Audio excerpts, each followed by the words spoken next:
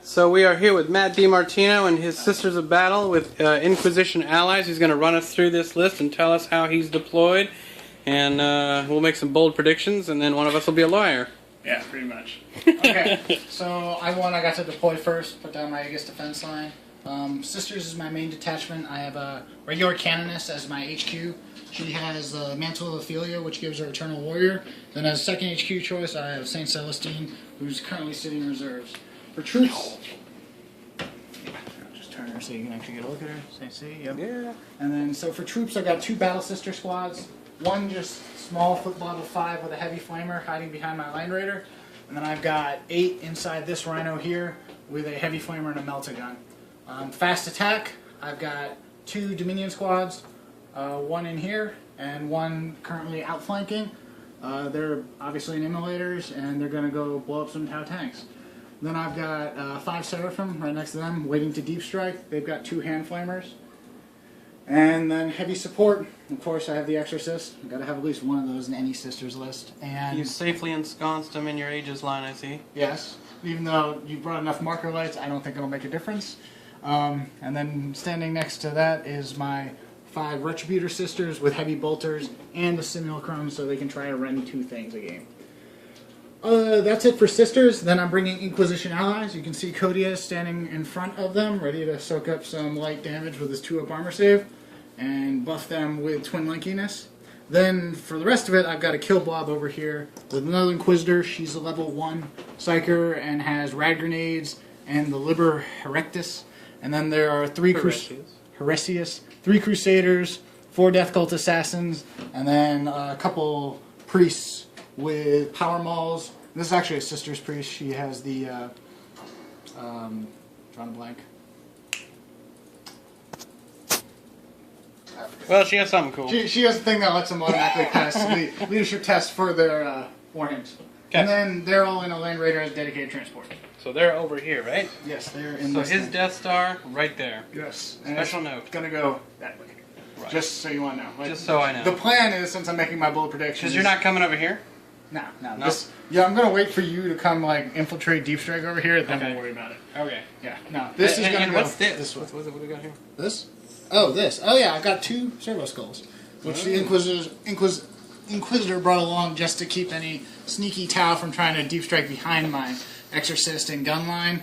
And this is... I wouldn't do that to you. Yeah, I know. You don't need to do that, so... And then one over here for my own purposes. All right. Undisclosed. And let's talk about this list over here. So this is the Duck of Death's list. This is his 4th play test. We have the broadside with the 2 shield drones. Here we have 3 Firesight marksmen with their sniper drones that are in stealthy mode. We have a hammerhead because we're playing this at 2,000 points, and when we do his list at 2,000 points, Duck, you get a hammerhead. Which is convenient for early armor. It is. Then we have this. This is the Marker Swarm. 4 drones along with the commander and his 2 drones. He's the buff mander. He's only got a flamer, but he will rarely use it because he's the buff mander. He can't use it if he wants to use his other special coolness. Over here, I'm taking a broader back view a little bit. As you can see, we have over here we have the Fire Warriors that have the Fire Blade in them, and then we have the one that does not. And then here we have Aun'Va, the Undying Spirit, sitting in the middle here. He's ready to power them up at a moment's notice. Don't shoot him with a melta gun. Don't do that, because it will be useless. Waste of your time. And then this Riptide. Farsight Enclave sent some reinforcements, so we're going to see if this guy can get in some action. He's got quite the range, so he's hoping to knock some stuff out and not get knocked out in return. So the rest of this stuff that we don't have on the board, sorry for the fast movement, but is this Crisis team here. This group has a shield drone, and they're going to be deep striking in. We also have the 2 Pathfinder squads that are mixed in this mess here. Both of them are going to be outflanking. One of them is going to be in this Devilfish right here. So as we kick it off, I'm going to try and steal the initiative because it is a Maelstrom mission. We're playing the mission where you draw to 3. So here we go. Do I steal it? I don't. So we are starting turn 1. One last thing that we almost forgot, by the way. But we went with it anyway. His scouting, he went ahead and moved both of these up 12 inches to the center of the board because he's all about it. I'll have to look at. We're starting turn 1 now. All right, and the Sisters of Battle are on the move. They came, as I mentioned before, they scouted here. The Sisters of Battle got out, tried to kill this guy and couldn't with the, but they did eliminate one drone. Meanwhile, over here, that Exorcist also took out the other drone. So in total, we're down this guy, and he's going to make a morale check and see if he sticks around. He's double one. He couldn't care less about nothing they have to say. Then these guys got shot up and went to ground also. On 3 pluses and rolled just an amazing number. So it was saves. well worth the one drone that I lost going to ground there. And then of course we have these guys which didn't go to ground, so they lost 2 drones here to his mighty Land Raider, which was more than sufficient to put out wounds, but I got fairly decent rolls on my saves as well. So everything worked out pretty much the way you'd expect. For round 1. He is taking an objective back here. He decided to back up just a little bit with that Rhino because he's got one that his objective is to take 3 guys in his backfield without me being there.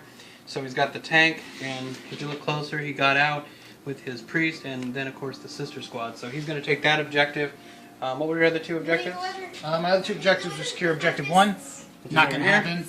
And then make you fail a morale check, which, due to awesome cover saves, didn't happen. Okay, so at the end of 1, he has scored a point, and... I also stunned that, just for the record.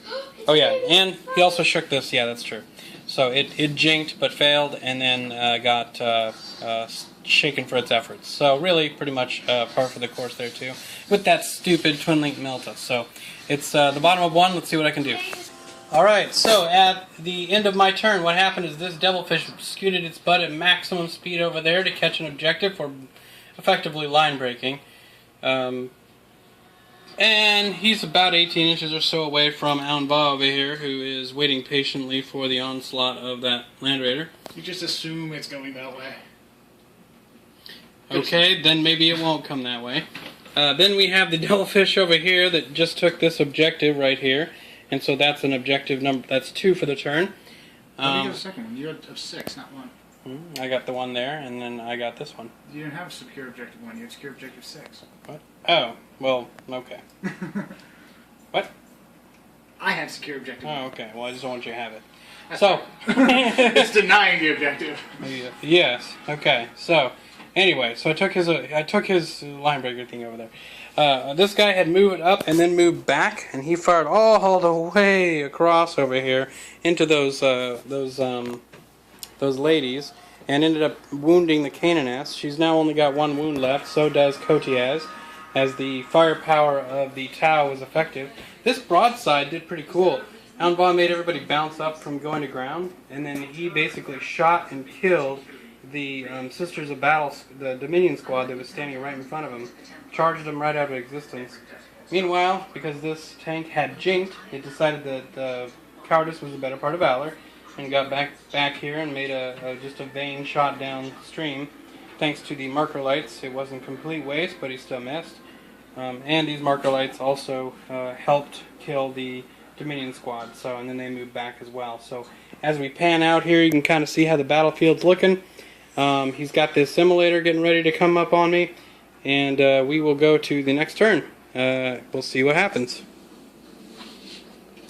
Alright, so the heavy bolters of the Sisters of Battle ripped across the field and took out the sniper drones that were standing right there. So they are now gone, lost. They didn't make a single save, really, basically. And the Exorcist did take its chance here, but didn't get me. I braved it with just taking the cover from this piece of terrain here instead of jinking. Made more sense for this.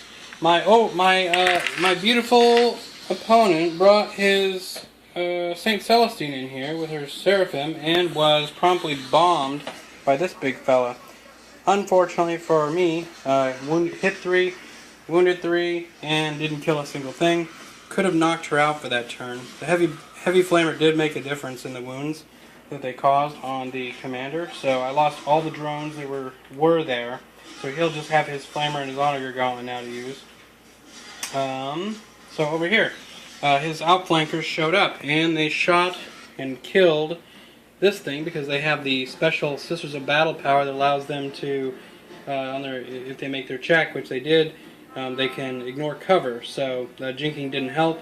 It blew out the fire warriors. The fire warriors in turn got heavy flamed by this thing, so it dropped a flamer template right on them, and they